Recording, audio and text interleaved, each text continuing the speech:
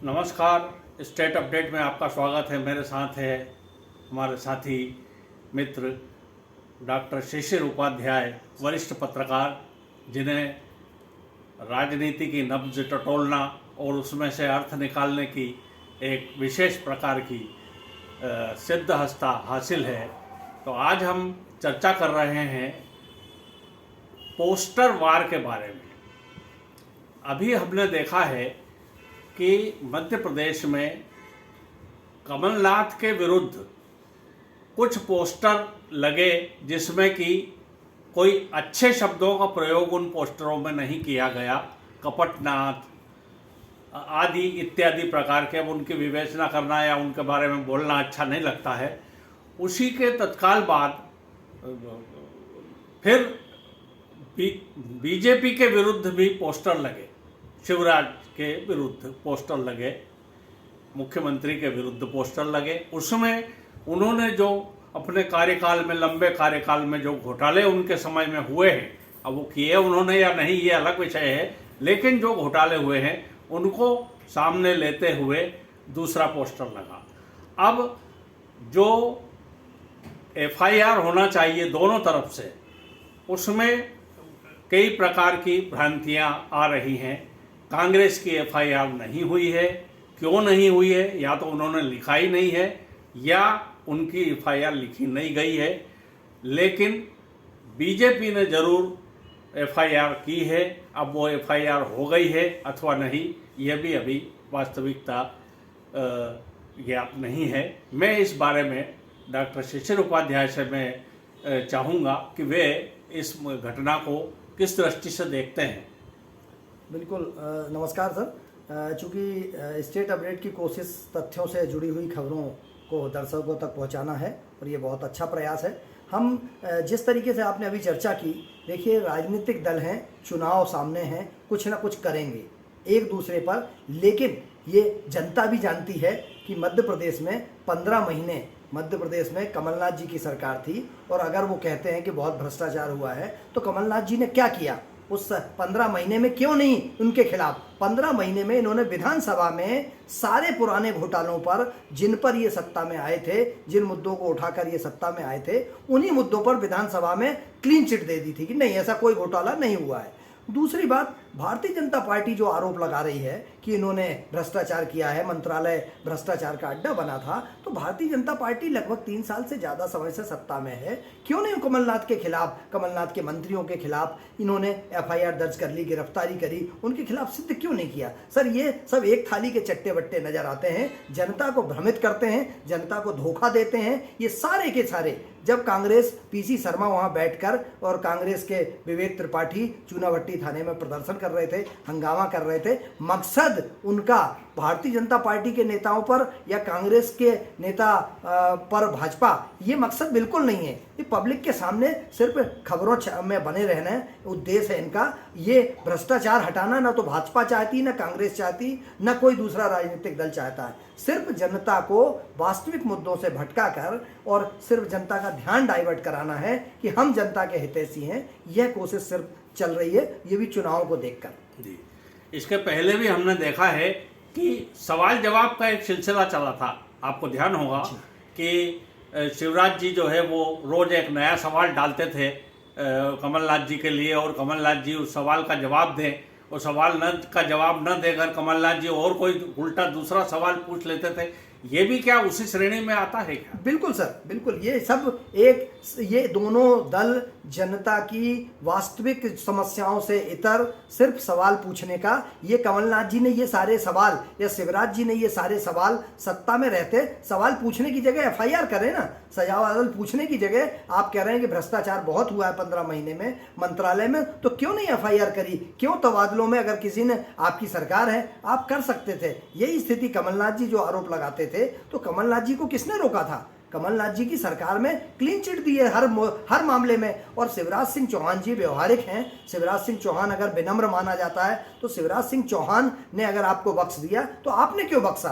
तो जनता को सिर्फ छलने का काम करते हैं, और इस तरीके की परिपाटी बहुत गंदी दिशा में जा रही है, बहुत गलत दिशा में जा रही है। एक बात जो सबसे ज़्यादा सामने चली कि मंत्रालय जो है वो भ्रष्टाचार का अड्डा बन गया था, तबादलों का गढ़ बन गया था। तो क्या भारतीय जनता पार्टी में तबादले बिल्कुल नहीं हुए? जब से भारतीय जनता पार्टी की सरकार आई, उमा भारती से लेकर के बाबूलाल गौर जी और इसके बाद शिवराज सिंह चौहान, तो क्या इनके कार्यकाल में तबादले नहीं हुए? क्या इनके कार्यकाल में हुए तबादलों पर कोई प्रश्न चिन्ह जनता ने कभी खड़ा नहीं किया कि इतने तबादले हो रहे हैं और किस तरीके से हो रहे हैं? तो ये तबादलों वाली बात कहीं से हजम होती प्रतीत नहीं होती। क्या कहना है? बिल्कुल सर, ये देखिए, ये तबादले हर सरकार अपनी व्यवस्था के हिसाब से करती है। जब दिग्विजय सिंह जी की सरकार थी और वो हटी, उमा भारती की सरकार आई, तो बंद तबादले हुए थे। उसके बाद बाबूलाल गौर जी आए, अपनी सुविधा के हिसाब से किया। फिर शिवराज सिंह चौहान जी आए, अपनी सुविधा के हिसाब से किया। कमलनाथ जी आए, उन्होंने अपनी सुविधा के हिसाब से किया तबादलों का। और इन तबादलों में आज भी आपको आश्चर्य होगा कि तबादलों पर से बैन हटने के बाद भोपाल की सारी होटलों के रूम बुक हो जाते हैं, लोग होटलों में रहते हैं। आकर कोई ना कोई मंत्री के यहाँ भी जिस तरीके से विधायक जाते हैं, जिस तरीके से जनप्रतिनिधि जाते हैं, अपनी अपनी सिफारिश करते हैं, ये सच्चाई तो वही जानते हैं जो ट्रांसफर करते हैं। लेकिन इस सरकार में भी बहुत आरोप लगे हैं, इस सरकार पर भी आरोप लगे हैं कि उन्होंने भ्रष्टाचार किया है, तबादले होते रहे हैं। लेकिन उस पर सिर्फ तो मेरी चादर सफ़ेद है, तुम्हारी चादर मैली है, ये कहना कतई न्याय संगत नहीं है, क्योंकि सब हमाम में नंगे नजर आते हैं। तबादले होना एक प्रशासनिक प्रक्रिया है और उसके ऊपर भ्रष्टाचार का आरोप लगाना ये कहीं से भी उपयुक्त प्रतीत नहीं होता है। अब हम फिर उसी पर वापस आ रहे हैं, पोस्टर वार पर। तो पोस्टर वार में ये हम कैसे हम ज्ञात कर पाएंगे कि जो पोस्टर लगे हैं कांग्रेस के विरुद्ध और कांग्रेस की ओर से, या कहें अपने आप बीजेपी की लिए जो पोस्टर लगे हैं, दोनों एक दूसरे को प्रताड़ित करते नजर आ रहे हैं, एक दूसरे को उजागर करते नजर आ रहे हैं, एक दूसरे को नैतिक रूप से गिराने की चेष्टा करते हुए नजर आ रहे हैं। तो ये चीज़ें कहाँ तक जो है चुनाव के दृष्टिकोण में आप इसको कैसे उचित मानते हैं? ये सर सस्ती लोकप्रियता हासिल करने के लिए इस तरीके की नौटंकी की जाती है। ना तो ये भाजपा की तरफ से उचित है और ना कांग्रेस की तरफ से उचित है।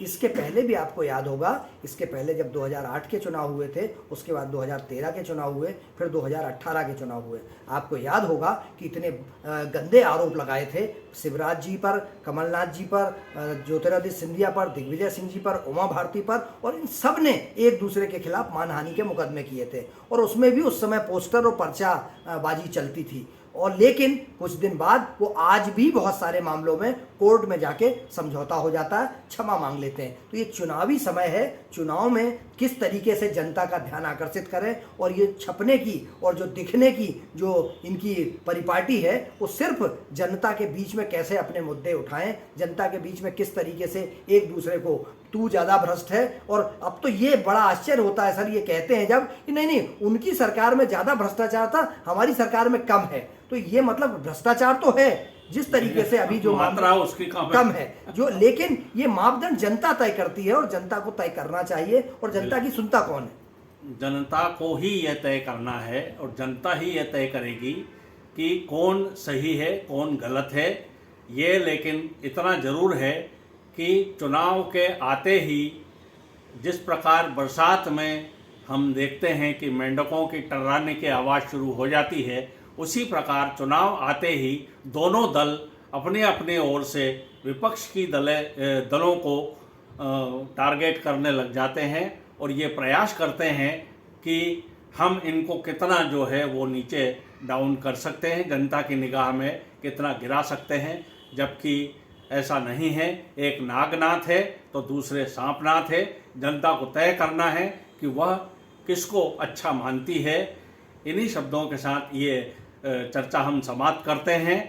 और यदि आपको ये कार्यक्रम अच्छा लगा हो तो आप इसको सब्सक्राइब करें, इसको लाइक करें, इसको शेयर करें और मुझे और डॉक्टर शिशिर उपाध्याय को दें इजाज़त।